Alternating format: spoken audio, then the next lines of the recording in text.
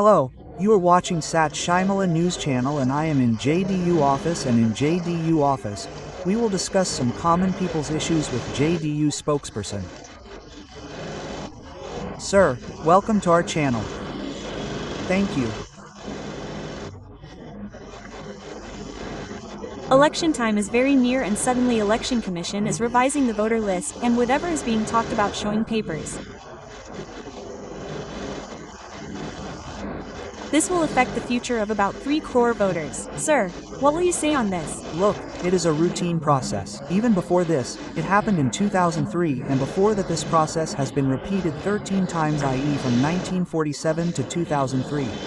And this is a thorough verification. Sir is being called this. So this is a process and it had to happen tomorrow if not today. A tenure is fixed. It has to happen after that tenure. So sir, suddenly there is talk of finalizing it in 1 month. Is it possible in 1 month? Because now you will see that about field fee, around 170 rupees bloss have been imposed on it.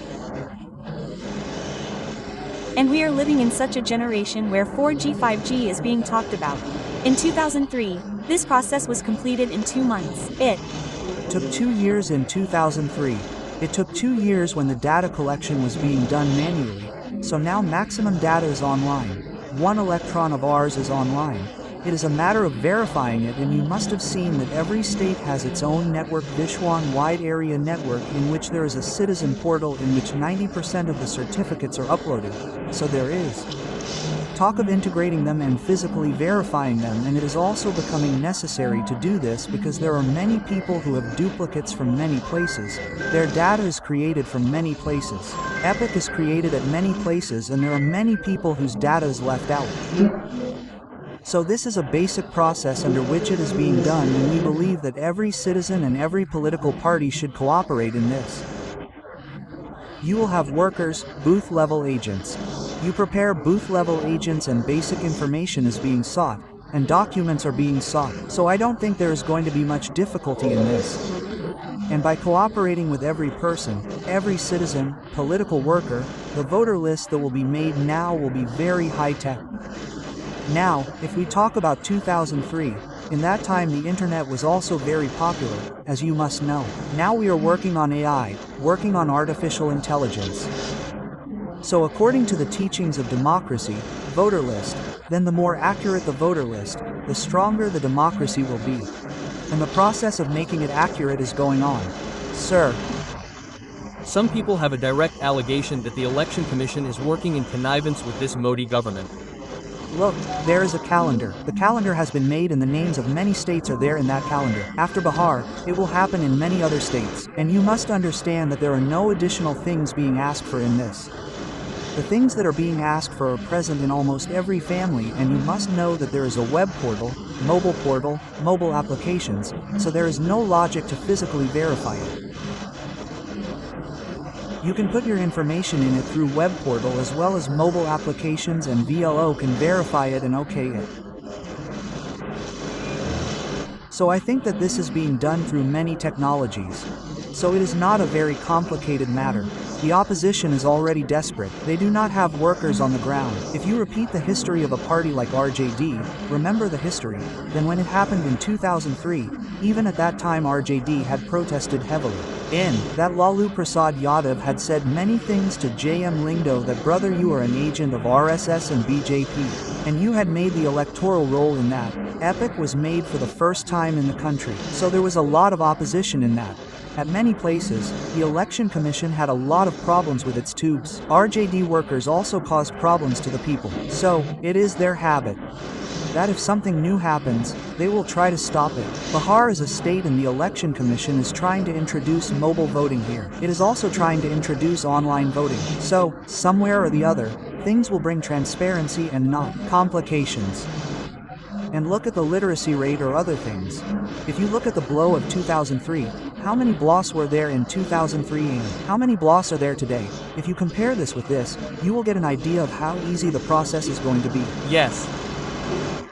Kunal Ji was made a member of the Religious Trust Board, and after that one of your ministers said that he was made a member from the RSS quota. Is there a quota for non-political organizations? Look, Our chief spokesperson has given his opinion on this, and that was the official opinion of the party. I don't think this should be discussed again and again. As far as Sayan Kunal G is concerned, he has had different images in different contexts. He is also the son of respected Kishore Kunal G. He is also a lawyer. He is a Supreme Court lawyer and has also worked as a subordinate associate lawyer in the Ayodhya case that was going on in the Supreme Court. So, we are not clear on the context in which he has been appointed, but our party has no association with him, nor is there any validation. People felt that he is the husband of an MP and the son-in-law of a minister. That is why he got special quota. What people felt is not important. His personal image should also be seen, and he is not associated with our party in any way. And as our national president and our chief spokesperson have clearly said, it would not be appropriate to talk about it. He must have been appointed due to some other reason or expertise. He has no domicile with the party. Students are agitating for the domicile policy. Domicile policy is applicable in other states. Why is domicile policy not applicable in Bihar? See, domicile was announced for many posts. As you must have seen, some recruitments were being done in the education department recently in which domicile has been given, and that our country is a universal country and the citizens of the state have the right to go and work anywhere. If there is a right to get a job, then it is not possible to impose 100% domicile. But the government wants that more and more local people get employment, and this process will continue continuously. Sir, when the Prime Minister of the country comes to Bihar, he talks about giving railways, and when he goes to Gujarat, he talks about giving industries.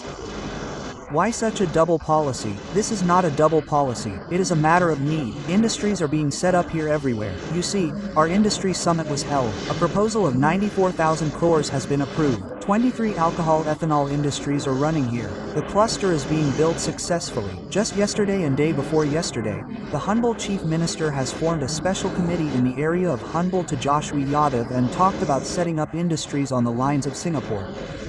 So if you look at the Mukhyamantri Udyam Yojana, industries are being set up in every village by the Humble Chief Minister.